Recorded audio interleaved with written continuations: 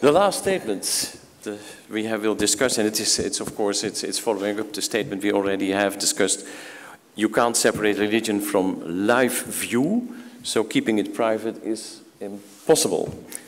It's in fact an ongoing discussion, I think, because some of this has already been discussed. But I was wondering how our, let's say, listeners in the audience, you as well, at this moment, because I forgot to ask you before ending the second round, how you stand towards what your feeling is about the second statement. If religion is private, there will be a moral decline of society.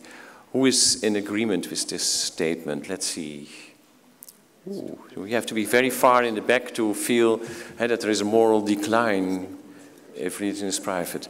Anybody who feels that there is a moral decline in society without any... Yeah, there are more people who have that feeling. Yeah. People who don't think that there is any moral decline going on. Yeah, well, not bad for Amsterdam, no? Yeah. Tell that in the United States, Professor Dennett, because they think that Amsterdam is, of course, the epitome of moral decline in the world, but the Amsterdam people think differently. Okay. Only one side of America feels that way.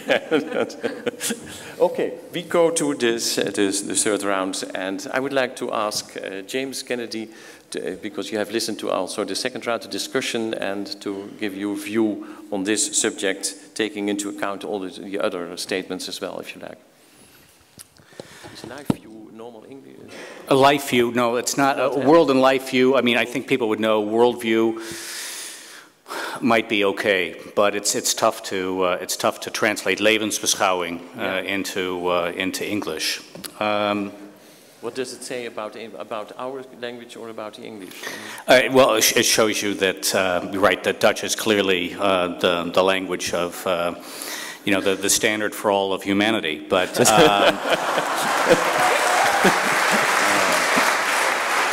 it takes nearly an evening, but finally we are there. Yeah, thanks.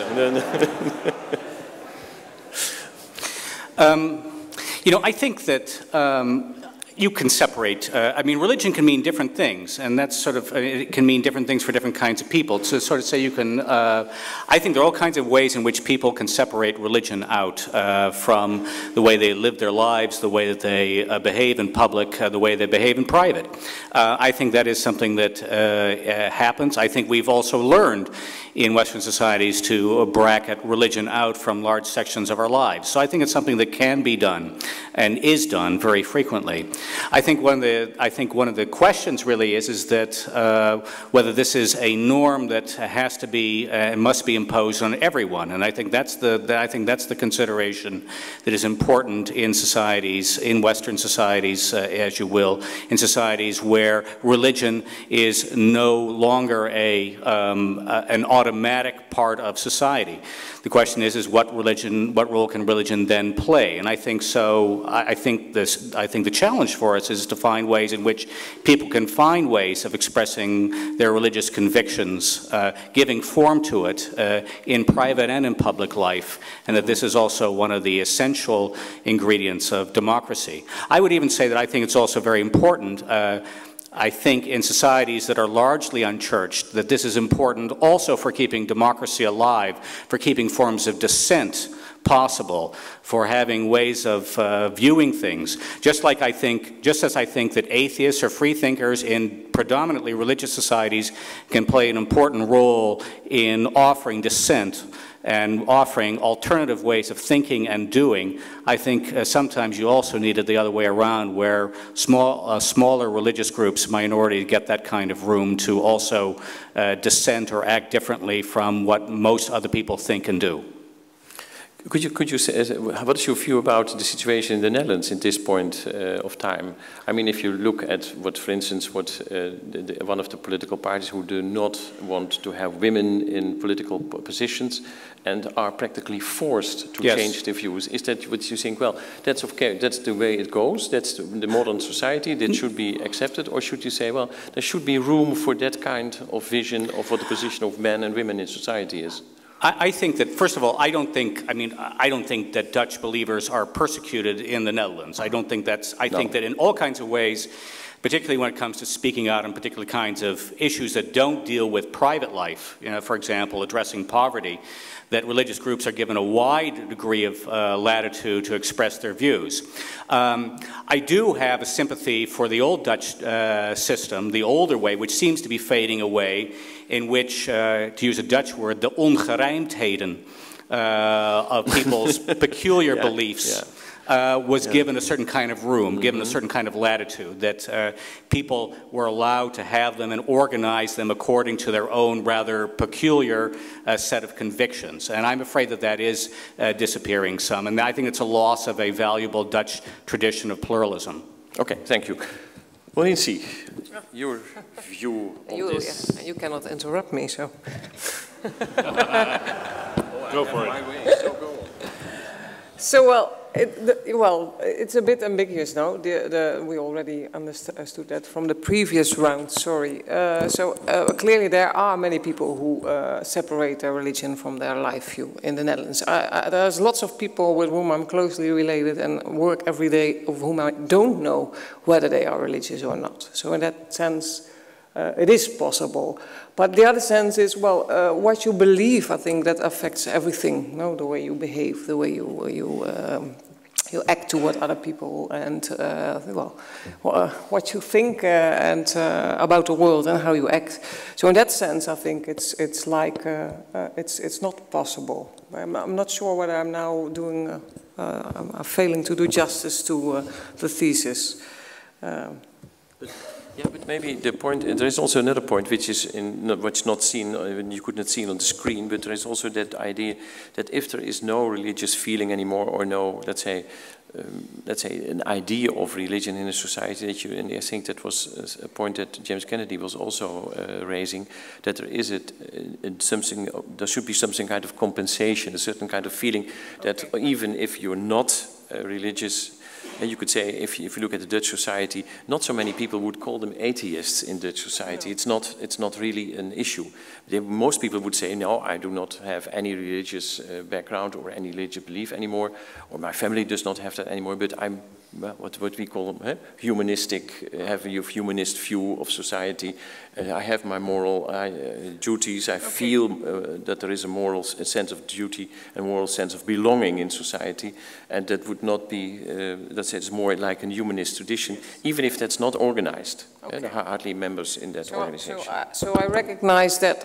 I recognize, and I think that's a problem. So I'm not although I'm not religious myself, I do see that we're missing something to compensate for that, and especially in times of hardship or when people die. And I think I often wish the people that I know that they had a religion if I'm going through such times, and also if I am confronted with hardships myself. It's difficult to have no rituals or no agreed on ways to share the bad things that happen to you. So that I do see, and I think that maybe the evolving way of religions is that sympathetic ways of finding a room for all kinds of rituals in a post-religious society, if that ever will happen. By the way, I'm not sure. Thank you. Sophie Bijsterveld, your view on this statement. Thank you very much. I think that someone's basic assumptions about life, whatever they are, will always show in who they are and who they act and who they relate to other people. Yes, it's impossible just to keep it private, but at the same time it's obvious that people do not go around all the time witnessing about what exactly it is that they believe in. So yes, I think it gives shape to who you are, but you don't have to witness about those beliefs and express them all the time. Thank you. Gert-Jan Segers? Herman Philipsen was saying that we cannot predict the future, and that was the part I was completely agreeing with that part of his contribution. But the other part was a little bit more complicated. But at least we can look back. We had, for the last century, we had a pluralistic experiment in Holland, which was based on this idea that we all have a worldview. And a worldview leads to certain choices in society, political choices, or the other way around. All choices in society and politics, they go back to a certain worldview. So what we did was creating this level playing field. And it was not subsidizing religion. It was not a government that was deciding, are you open-minded enough, yes or no? Please help me. I mean, that's a very scary thought, to have a government that is deciding whether you are open-minded or not. No, the government was simply acknowledging that we all have a worldview, and what we are doing is fostering, is creating space for this plurality and giving space for people to act out of their heart, out of their conviction, bringing the best out of it and serving society with a certain conviction. So people came with different conviction, different worldviews, and were encouraged to work together for the common good. It has been a very good experiment. We humbly suggest that you take it with you to the other side of the ocean. But I do hope that we keep this civility, that although we have deep disagreements, your rights are my rights and my rights are your rights, and we have this level playing field. Herman, it's your last. Let me also position. start by stressing a point of agreement with Gert-Jan Zegers. I'm strongly in favor of freedom of religion. I think there should be a leveling playing field. So my only remark in the last session was that I thought it was immoral of a state to subsidize organizations that essentially propagate falsehoods, but I'm very much in favor of a level playing field. I think that there should be freedom to have religious political parties, religious schools, religious operas, church buildings, and so on and so on. So I'm very much in favor of pluralism. But again, like in last session, I have great difficulties in understanding the thesis we are supposed to defend. So it says you cannot separate religion from life views, whatever that may be. Now, if life views means worldviews, then of course religions are, by definition, worldviews. So of course we can't separate them. Now, and then it follows, so keeping it private is impossible. Well, does that follow from a tautology? And what does keeping it private mean? Well, this all depends on your logic. So I don't understand the thesis, I must confess. So I can't say yes or no. But I think the really interesting issues about private and public with regard to religions are about what should the state allow and what should the state not allow in religious practices. And that's only, you can make this issue only interesting when you go into the details. So I want to comment on a recent sentence of the Landesgericht Köln in Germany. It has aroused an enormous discussion in Germany. This is Aktenzeichen 151, where a doctor who circumcised a young child of 4 years, a young boy of Muslim parents, was said to be a criminal, having committed a criminal act and be punishing under the German law and in fact under the European Treaty for Rights of Children. And if you ask me, do I support this? This was a very interesting sentence by the Landesgericht Köln. I would say I fully subscribe to it. I think that children have the right of bodily integrity and they have the right to choose their own religion. So when you mutilate them when they are very, very young, you inhibit that freedom and you force them more or less to be in one religion, and if they opt out later on, they are mutilated. I think that's a criminal act. So I would support the Landesgericht Köln, although many, many people protested in Germany. And so this is my second thesis for discussion. It's a rather... It is certainly true that circumcision is more common than not in the United States, and as Herman says, for medical reasons. And there's a lot of controversy about whether this is false medical reasons or not. There's evidence on both sides, and it's up in the air. Well, I think there's a lot of research, and it's not all on one side, although certainly there's a lot more research that suggests it's not a good plan that is not widely acknowledged by many people in the United States. I do think things are changing very fast. See if you agree with me about this. Religions, and religion in general, have changed more in the last 100 years than they changed in the previous millennium. And they've changed more in the last 20 years than in the last 100 years. And I wouldn't be surprised, predicting the future is very difficult, if the pace of change continues. I think we are living at a time when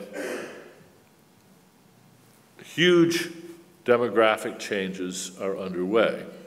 One of the main reasons I proposed a careful, scientifically based, empirical study of religion in my book was I think we want to get as good a handle on these momentous phenomena as we can get so that we don't make terrible, well-meaning mistakes. Good intentions are not enough. We all recognize that terrible, catastrophic harms could arise from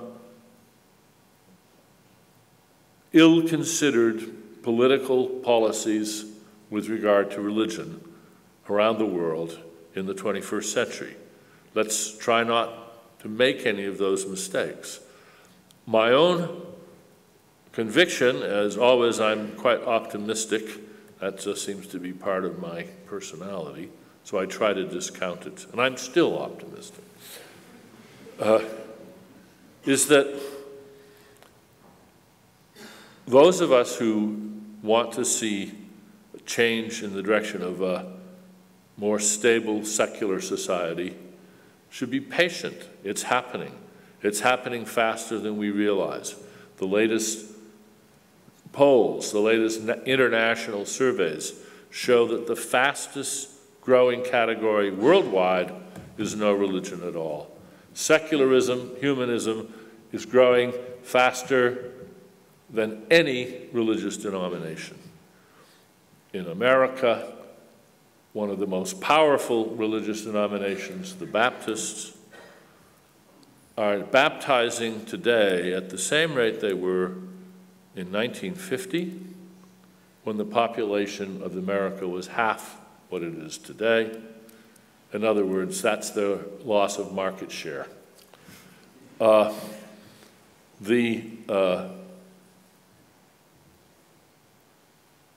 Religious leaders who are desperately trying to stem the tide have a tough job. I would like to help them avoid making drastic mistakes of their own and encourage them to lower their sights, revise their principles, acknowledge the antiquity of some of their traditions and prohibitions and rules, and enter the 21st century. I know it's going to be hard. There's going to be a lot of pain and anxiety and hardship. People are losing a loved one when their religion begins to disappear, and that is always an occasion for heartbreak, but it shouldn't become an occasion for retaliation, and we have to be very careful about that. Thank you very much.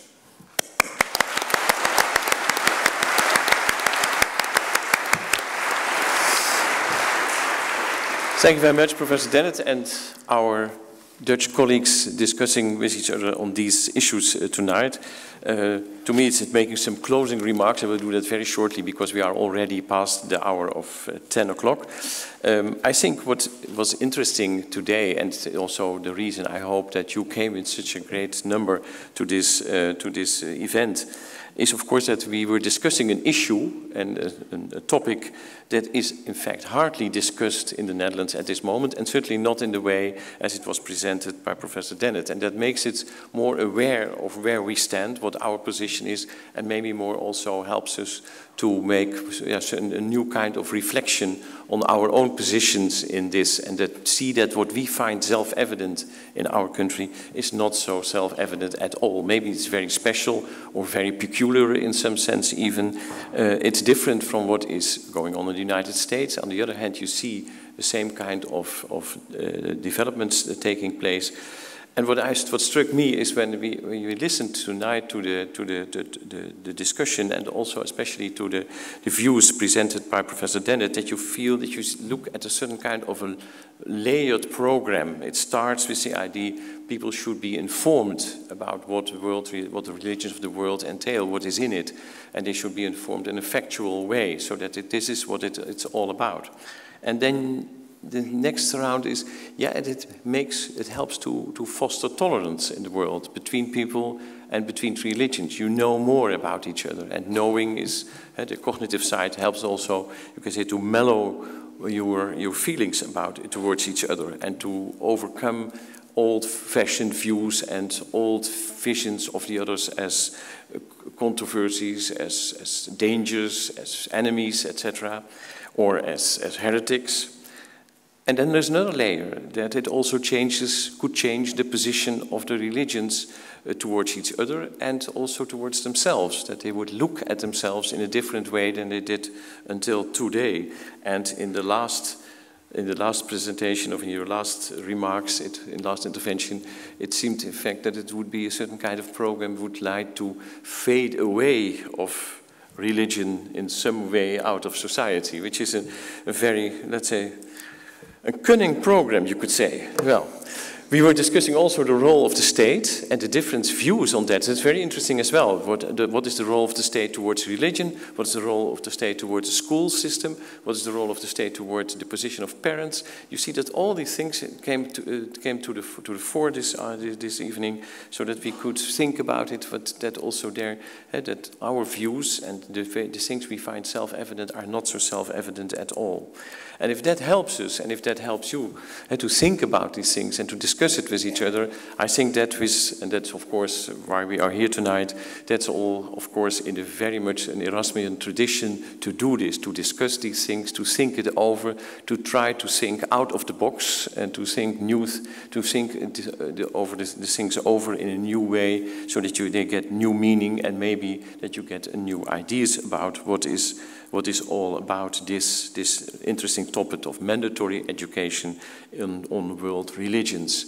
Well, I hope you enjoyed this evening. I hope you enjoyed the debate, and I hope you will discuss with each other afterwards with drinks in the hall, so that we can have some more discussions in that sense, but not here at this table anymore. But I think we